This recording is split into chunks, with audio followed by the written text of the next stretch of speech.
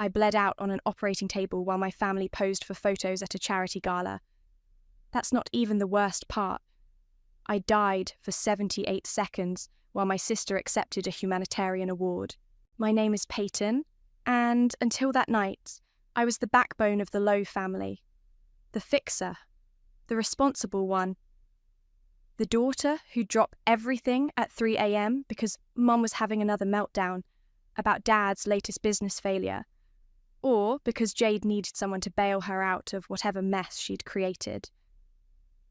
"Miss, you really need to go to urgent care," my assistant had said earlier that day, watching me double over at my desk. "That's not food poisoning." I waved her off, focused on finishing the presentation that would save Dad's company from another financial disaster. "Just give me 10 minutes. Those 10 minutes nearly cost me my life. By the time I made it to urgent care, my vision was blurring. The doctor took one look at me and called for an ambulance. "Internal bleeding," I heard him say. "Possible ruptured cyst." I fumbled with my phone, trying to call Mom. Straight to voicemail. "Hey, it's me. They're taking me to Memorial. Something's wrong. Another wave of pain cut me off. Called Dad. Nothing. Jade's number was my last try. She picked up on the fourth ring. "Peyton, I can't talk right now. The gala starts in 2 hours and the caterer messed up the..."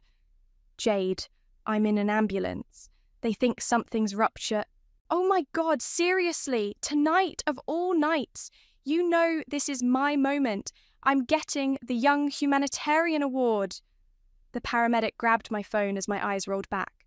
The last thing I heard was Jade's voice. "Just handle it yourself for once, okay? I've got to go." I woke up to beeping monitors and fluorescent lights. A nurse, Rowan, according to her badge, was adjusting my IV. "Welcome back," she said softly. "You gave us quite a scare." My throat felt like sandpaper. "My family?" Rowan's smile faltered.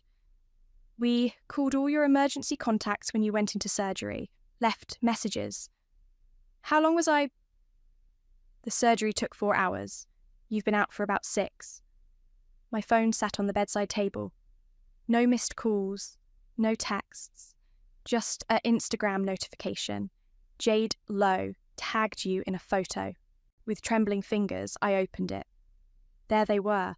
Mom in her designer gown, Dad in his tuxedo, and Jade in the centre, golden dress sparkling as she held up her award.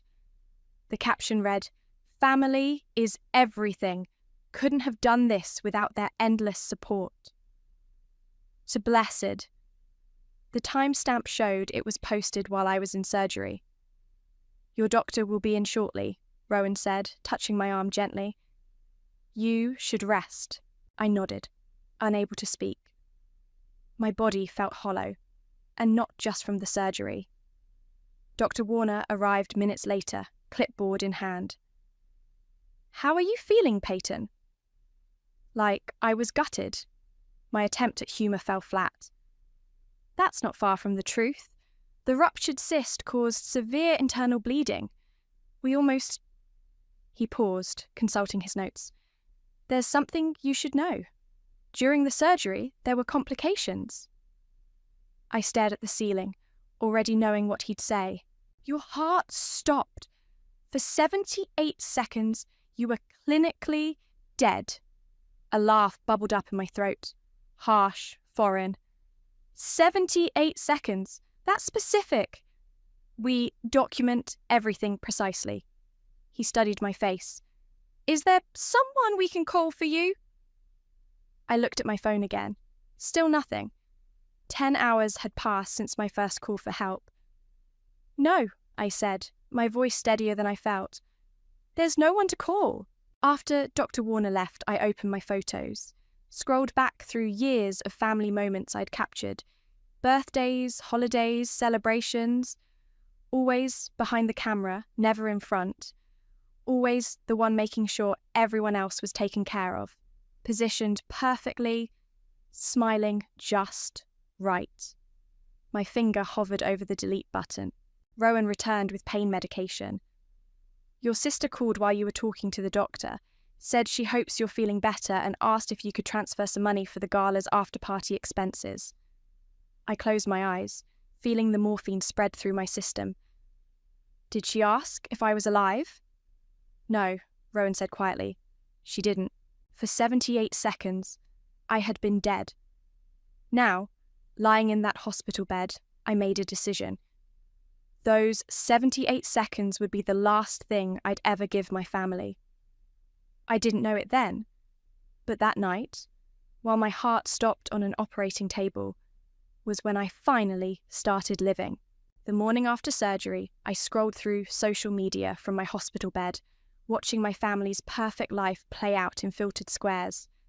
There were dozens of photos from the gala, each one a knife twisting deeper into my chest. Mum's caption under a group shot. So proud of my baby girl. A mother couldn't ask for a more perfect evening. I zoomed in on their faces, searching for any hint of concern, any shadow of worry about their other daughter bleeding out across town. Their smiles were radiant. My phone buzzed. Jade. Oh my God, you will not believe what happened after you went to the hospital. She didn't wait for my response. Jordan proposed, right there at the gala. It was like a fairy tale. I stared at the ceiling, counting the tiles. 1, 2, 3. Peyton, are you even listening? I died last night, I said flatly. Don't be so dramatic. The doctor said you're fine now, right? Anyway, about the wedding. My heart stopped for 78 seconds. A pause. Then, well, you always did have terrible timing. You know how important last night was for me. I hung up. Rowan came in to check my vitals, frowning at my elevated heart rate. Everything okay? Just family stuff? I tried to sit up, wincing. When can I leave? Doctor wants to keep you another day for observation. She adjusted my pillows. Your mother called the desk, asked if you could email over some work documents for your father. Of course she did. My phone lit up with texts. Mum, need you to look over Dad's quarterly reports. Urgent, Dad. Call me ASAP. Bank meeting tomorrow. Jade, don't tell Mum, but I maxed the family card on the after party. Can you transfer 5K? Rowan watched me delete each message. Want me to tell them you're resting? Tell them whatever you want. I pulled up my email instead, typing quickly, to HR department. Subject, emergency contact update. Please remove the following names. A knock at the door interrupted me. Emery from work stood there, holding a travel mug and a laptop bag. Thought you might need these. She set them down and pulled up a chair. Real coffee, because hospital coffee is criminal, and your laptop, because I know you. For the first time since waking up in this sterile room, I felt tears prick my eyes. The office is fine, Emery continued. I handled the presentation. Your dad's company will survive without you for a few days. Thank you. My voice cracked. Also, I brought this. She pulled out a folder. Medical proxy paperwork. Thought you might want to make some changes. I stared at her. How did you... Because I've met your family, Peyton, and I was here last night when they weren't. My phone buzzed again, a text from Jordan. Your sister told everyone you had food poisoning. Thought you should know. Emery took my phone gently. Want me to turn this off? Before I could answer, Mum burst into the room in full society wife regalia, trailing Chanel No. 5 and disapproval. Peyton, darling, you look awful. Why didn't you tell us it was this serious? She air-kissed near my cheek. We were so worried when we got the messages this morning. This morning, I repeated. Not last night during the 4 hours I was in surgery. Oh, honey, you know how these events are. We couldn't just leave. Jade was receiving an award. I died, Mum. She waved her hand dismissively. Don't be melodramatic. You're fine now. And speaking of fine, wait until you see Jade's engagement ring. Jordan did wonderfully. though of course they'll need help with the down payment on their house. I told them I think Peyton needs rest, Emery cut in, standing. Doctor's orders. Mum blinked as if noticing her for the first time. And you are? Someone who was here last night? I said quietly. The room went still. Mum's perfect mask cracked just for a second. Well, she huffed, gathering her purse, I can see you're not in a reasonable mood. Call when you're feeling more yourself, darling. Oh, and don't forget those documents for your father. After she left, Emery handed me back my phone and the folder. Ready to make those changes? I opened the medical proxy form and started writing. With each line, each emergency contact removed and replaced, I felt lighter, like I was finally cutting away dead weight I'd carried my whole life. They're going to be furious, I said, signing the last page. Emery took the forms, her expression serious. Let them be. You almost died, Peyton. Maybe it's time to start living. I looked at my phone one last time before turning it off. The family group chat was blowing up with wedding planning messages. Not one person had asked how I was doing. Yeah, I said, feeling something shift inside me. Maybe it is. 3 days after surgery, Emery helped me settle into my apartment. Every movement felt like my insides were being rearranged, but it was better than another minute in that hospital room, fielding my family's demands. Your fridge is empty, Emery called from the kitchen. I'm ordering groceries. You don't have to... Already done. She appeared in the doorway. And I'm staying in your guest room tonight. No arguments. My phone pinged. Another email from Dad's accountant about urgent transfers needed for the business. Delete. A text from Jade. Mom says you're being difficult? Whatever. I need you to help with wedding venue deposits. Delete. Here. Emery handed me a stack of papers. Your lawyer dropped these off at the office? I flipped through them. Bank account separation forms, power of attorney revocation, trust fund documentation. Each page represented another cord to cut. There's something else, Emery said, pulling out her laptop. Remember how I handle IT for the hospital board? I found something weird in your admission records. She turned the screen toward me. There, time-stamped during my surgery, was a document authorizing my sister as my medical proxy, with my electronic signature. That's impossible, I whispered. I never signed anything. Exactly. Emery's voice was hard. Someone submitted this while you were unconscious. The timestamp matches when Jade was at the gala. My hand started shaking. She forged my signature while I was dying? There's more. Emery clicked through several emails. She used it to authorize them to continue the gala proceedings without liability. Basically, covered herself legally in case you didn't make it. The room spun. I grabbed the trash can just in time. After I finished being sick, Emery handed me water. We need to report this. No. I wiped my mouth. I have a better idea. I picked up my phone and called my lawyer. Margaret? I need everything locked down, every account, every document, every legal tie, and I want a full audit of my trust fund activity for the past 10 years. Already on it, Margaret replied. And Peyton, you should see this. She emailed over bank statements showing systematic withdrawals from my trust fund during college. Withdrawals I never made. Your parents had access, Margaret explained. They've been dipping in for years. Want me to pursue it? Not yet. I looked at the amounts. Thousands siphoned away while I worked 3 jobs to make ends meet. Just document everything. My doorbell rang. Emery checked the camera. It's your mother. Don't answer. Peyton, Mum's voice carried through the door. I know you're in there. Your father needs those signatures today. We waited in silence until her heels clicked away. You okay? Emery asked. Better than okay. I pulled up my contact list and started deleting numbers. I'm free. That night, after Emery went to sleep, I sat on my balcony with a cup of tea, watching the city lights. My phone lit up with a text from Jordan. Just saw what Jade did with the hospital forms. I'm so sorry.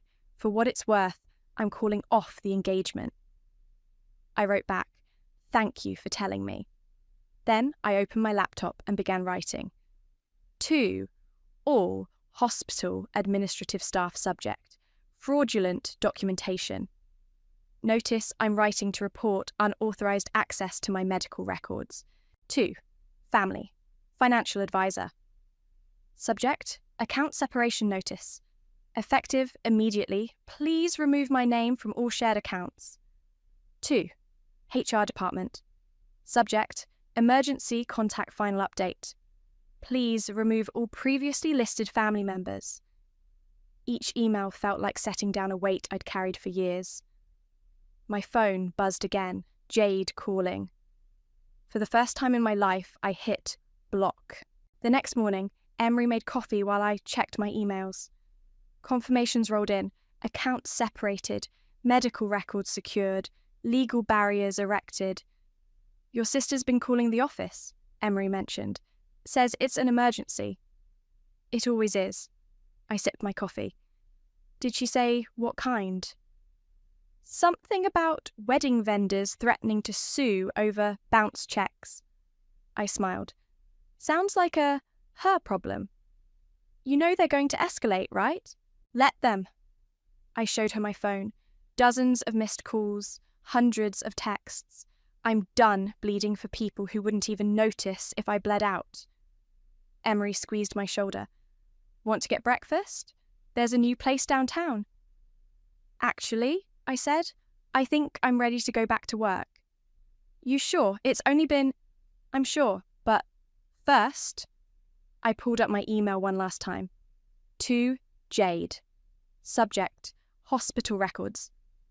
I know what you did. Don't ever contact me again. Pete. There, I said, hitting send. Now we can get breakfast. For the first time since the surgery, my scars didn't hurt. Maybe because I'd finally stopped letting them cut deeper.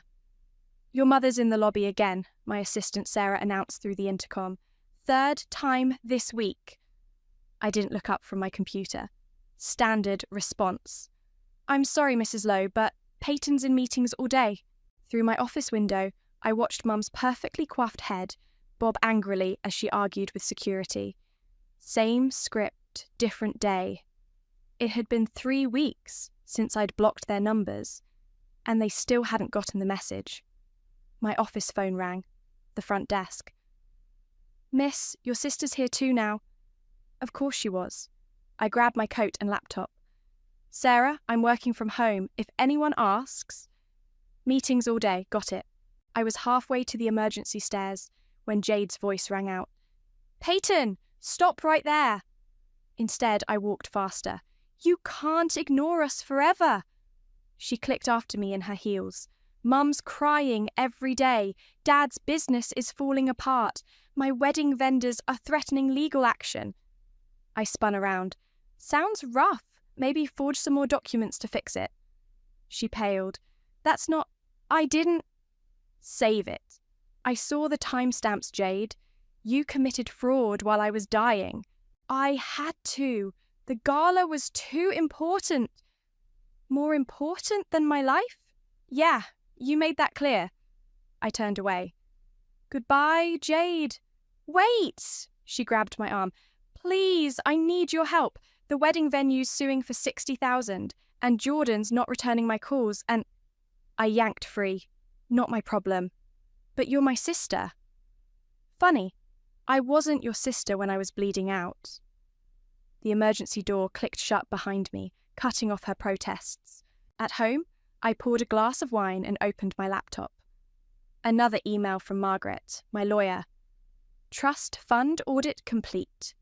Your parents withdrew $157,000 during your college years. Want to pursue legal action? I sipped my wine, remembering those years. Working multiple jobs, eating ramen, while Mum posted photos of their European vacations. Now I knew how they paid for them. My doorbell rang. Through the camera, I saw Mom, mascara streaking her face. "Peyton, please, just talk to us. We're family."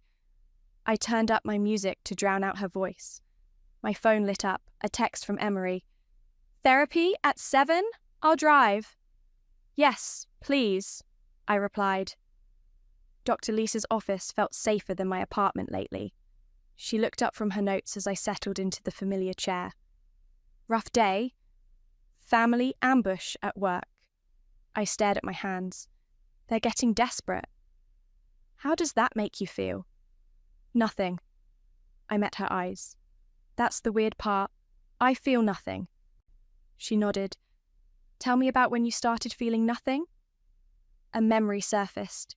Me at 10 years old, folding laundry while Mom sobbed about Jade's latest crisis. "You're such a good girl, Peyton," Mum had said, mascara staining my freshly folded shirts.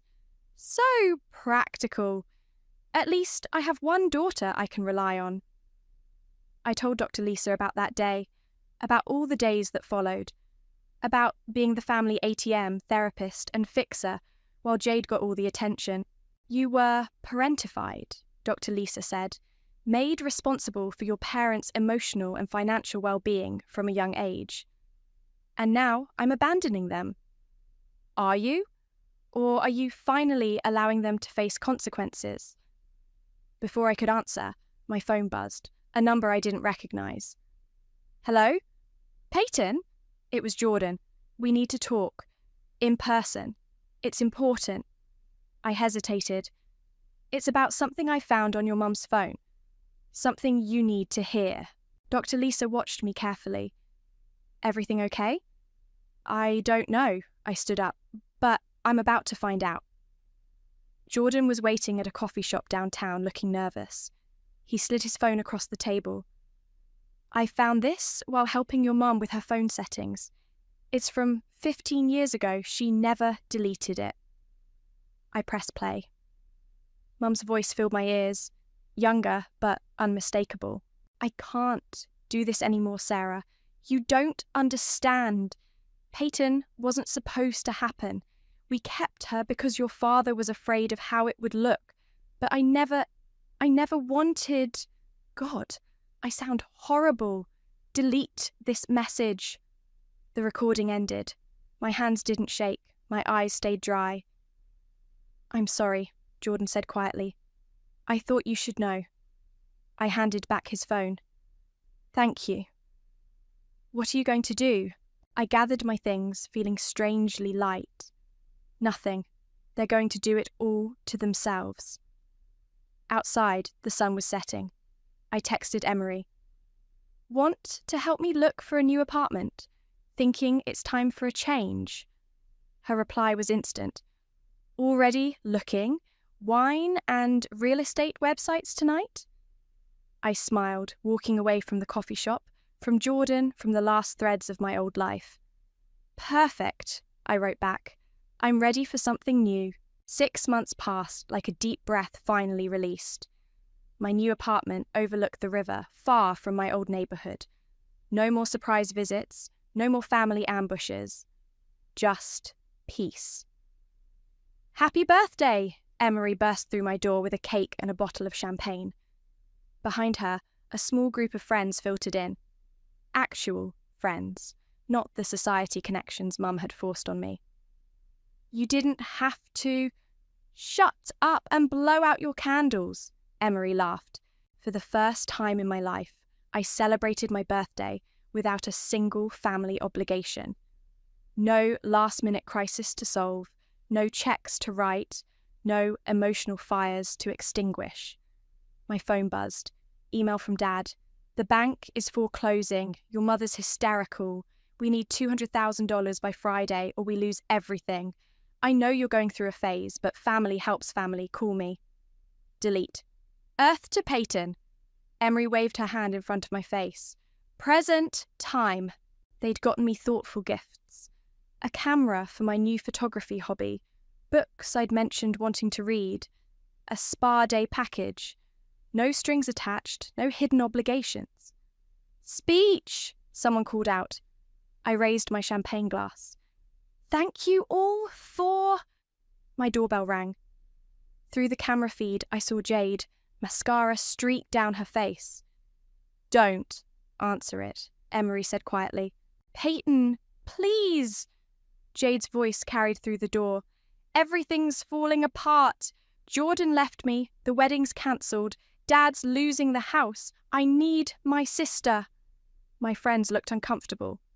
I took another sip of champagne. Should we turn up the music? Someone suggested. Jade's voice grew louder. I know you're in there. I can hear people. Mum's having panic attacks every day. Dad's talking about bankruptcy. You're killing them. No, I said calmly. They did that themselves. After 15 minutes of unanswered pleas, Jade finally left. The party resumed, but something had shifted. You okay? Emery asked later, helping me clean up. Better than okay. I showed her my phone. Dozens of missed calls, countless texts, all from unknown numbers they kept creating. Look at these messages. Mum, how could you abandon us like this? Dad, your mother's health is declining from stress. This will be on your conscience. Jade, if Dad has another heart attack, it's your fault. They're getting desperate, Emery observed. They're getting consequences. I blocked another new number, probably for the first time ever. My laptop pinged. An email from Margaret. Your parents are attempting to access old accounts, all blocked. Also, found something interesting. They've been lying about the business's finances for years. The empire was smoke and mirrors, propped up by your money. Want details? Not anymore, I replied. That night, after everyone left, I sat on my balcony watching the river. My phone lit up with a text from an unknown number. A photo of my childhood home with a foreclosure notice. Mum, is this what you wanted? To destroy your family? I thought about that recording Jordan had found, about being the unwanted child they kept for appearances, about bleeding out alone while they posed for photos. No, I typed back. This is what you created. Then I blocked that number too. The next morning, Sarah buzzed my office. Your father's here. He looks unwell. Call security. Peyton, please. Dad's voice broke through. Just 5 minutes. Security's on their way, sir, Sarah said firmly. Through my office window, I watched 2 guards escort him out. He looked older, defeated. The expensive suit was wrinkled, his shoulders slumped. My phone buzzed. Jade again, somehow texting from another new number. They're serving eviction papers tomorrow. Mum's talking about suicide. How can you be so cold? What happened to you?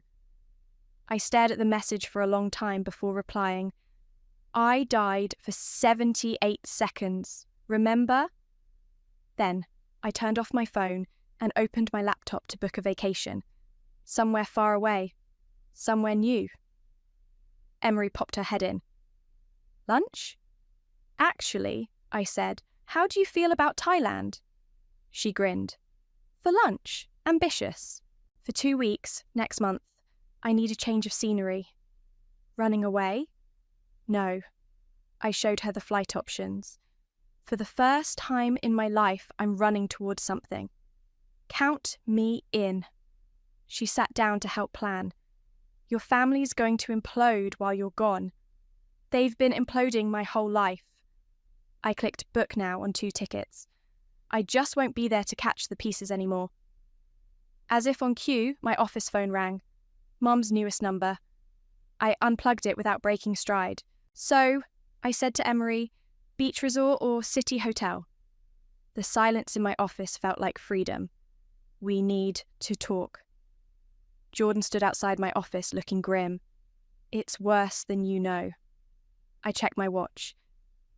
2 days before my Thailand trip, and family drama was still finding ways to seep in. I have nothing to discuss about Jade, or...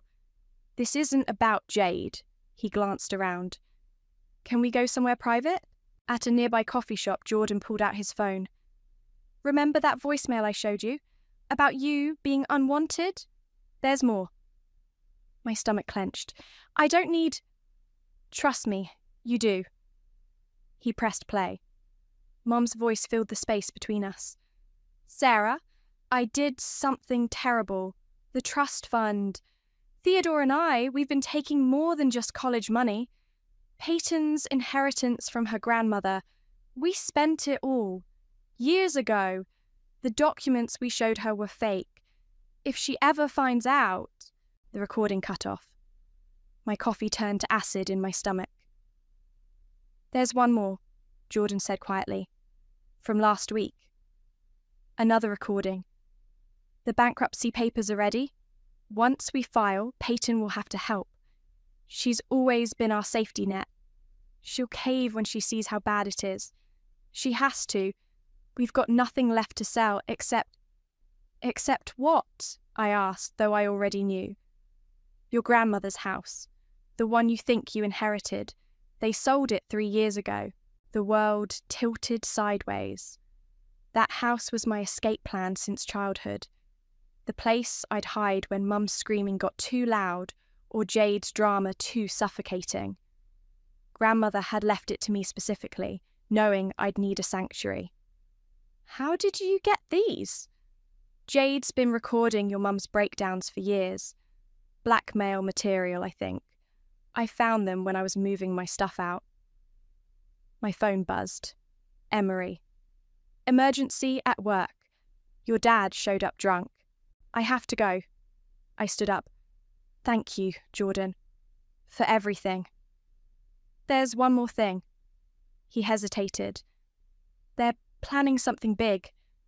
Your mum mentioned medical power of attorney papers they kept from the hospital night. Said it was their insurance policy." Ice ran through my veins. "What kind of insurance?" "The kind that could force you to take responsibility for their debts.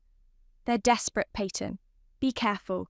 Back at the office, security had already removed Dad, but the damage was done. He'd caused a scene in the lobby, shouting about ungrateful daughters and family duty. "He left this." Emery handed me an envelope. Inside was a single photo, me at 8 years old, bandaging Jade's knee after a fall, while Mum took pictures of her tears. A post-it note read, "You were always the responsible one. Don't fail us now." "I'm calling Margaret," I said, reaching for my phone. My lawyer answered immediately. "I was just about to call you. Your parents filed something concerning with the hospital. They're trying to use those forged documents from your surgery night to claim ongoing medical power of attorney." "Can they?" "No, but they're desperate enough to try. Want me to handle it?" "Please." I sank into my chair.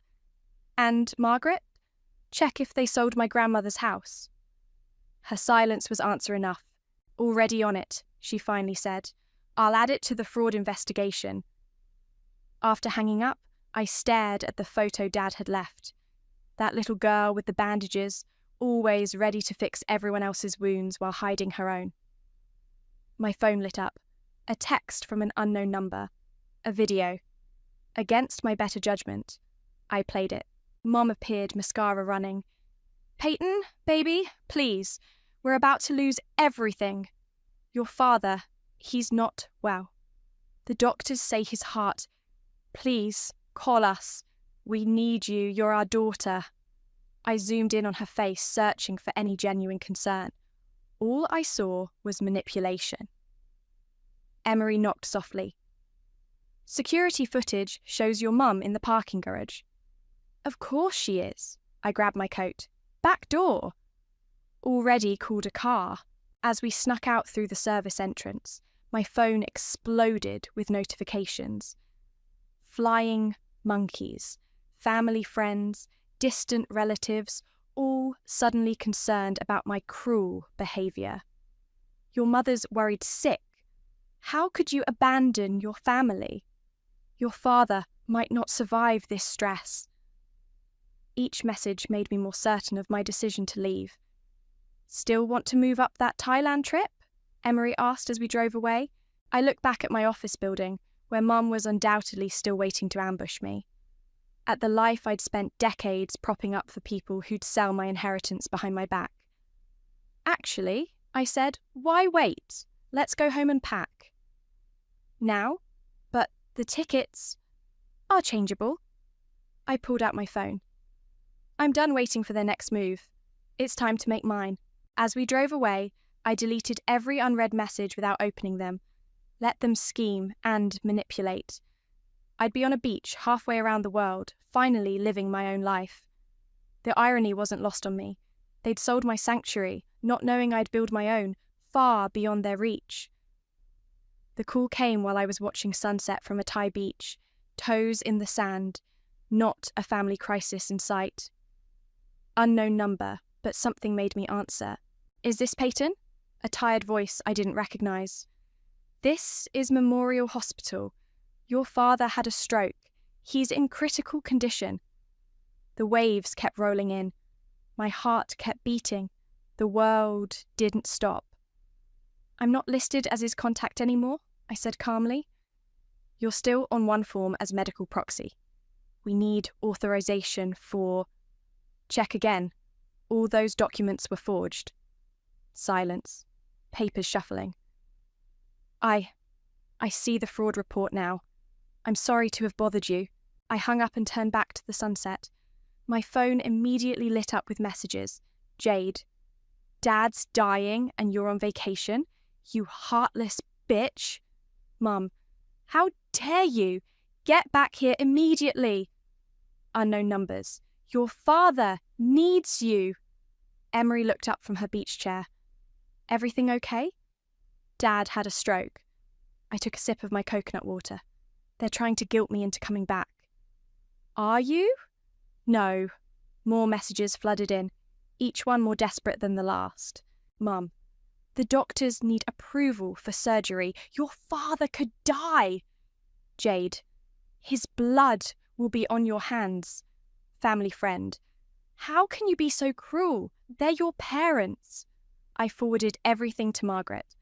Already on it, she texted back. Hospital's been notified about the fraud. Your mother has full legal authority as his wife. They don't need you. The sun dipped lower, painting the sky orange. My phone kept buzzing. Want me to turn it off? Emery offered. No. I scrolled through the messages with detached curiosity. I want to remember this moment. A video came through. Mom at Dad's bedside, crying for the camera. Peyton, please. He's asking for you. How can you do this to us? I zoomed in on the background. Dad's expensive watch was still on his wrist. Mum's designer purse sat in the corner. They still had plenty to sell before truly hitting bottom. The next message was from Jordan. They're lying about the severity. Doctors said it was mild. They're trying to manipulate you. I know, I replied. A final text from Jade. Fine. You want to know the truth? We're broke. The house is gone. All Dad's businesses failed. We need your money. Happy now? I showed Emery the message. Took them long enough to admit it. What are you going to do? I opened my banking app and looked at my savings. The money they'd expected to bail them out with. Instead, I clicked transfer and moved it to a new account they'd never find. Nothing, I said. My phone rang again. The hospital. Miss, your mother is insisting we need your approval for... Let me be clear, I interrupted. I died on your operating table while they attended a party. They forged documents that night to cover their absence. I've sent proof to your legal department. Do not call me again. Silence. Then, I understand. I'm so sorry. After hanging up, I turned off my phone and laid back in my beach chair. The sky had turned purple, stars beginning to peek through. You really won't go back? Emery asked softly. They didn't come back for me, I said. Why should I go back for them? Later that night in our hotel room, I checked my email one last time. A message from Margaret contained hospital records. Dad's condition was stable, minor stroke. excellent prognosis. Another email from Jordan had photos of Mom and Jade shopping at Gucci that afternoon, apparently not so devastated by Dad's condition. I closed my laptop and walked onto the balcony. The ocean breeze carried away the last of my doubt. My phone lit up with a final voicemail from Mom. "How dare you abandon us like this? After everything we've done for you, we gave you life." "No," I whispered to the night air. "You gave me obligations. I'm giving myself life now." Emery joined me on the balcony with 2 glasses of wine. "Your mum called the hotel. I told them not to put any calls through." "Thank you." I took a glass. "Not just for that, for everything." "That's what real family does," she said simply. I looked out at the ocean, thinking about the hospital night when my heart stopped, about waking up alone, about all the times I'd bled for people who saw me as nothing but a safety net. My phone buzzed one final time. A text from Jade. "Please, we need you." I deleted it without responding and turned off my phone. They needed me, but I didn't need them. Not anymore. The ocean waves kept rolling in, washing away everything but peace. The foreclosure sign stood stark against my childhood home as I parked across the street. Through my camera lens, I captured the empty windows, the overgrown lawn, the "no trespassing" notice. Perfect metaphors for a family that had finally run out of lies to tell. My phone buzzed. "Margaret. Final, paperwork filed. All ties legally severed. You're officially free." I took one last photo and packed away my camera. This would be the final shot in my gallery exhibition. 78 seconds. A story of rebirth. Emery's car pulled up beside mine. "You sure about this?" "I need to see it empty," I said. One last time. We walked up the cracked driveway. Through the windows, I could see vacant rooms where family portraits once hung. The grand staircase where Jade had posed for countless photos while I steadied Mum's camera. The kitchen where I'd bandaged wounds and absorbed tears. All empty now. "Someone's coming," Emery warned. A familiar Mercedes pulled up. Mum stepped out, designer sunglasses hiding her eyes. She'd lost weight, but her clothes were still expensive, still keeping up appearances. "Peyton?" Her voice cracked. "I knew you'd come back. We can fix this baby. We can—" "I'm not back."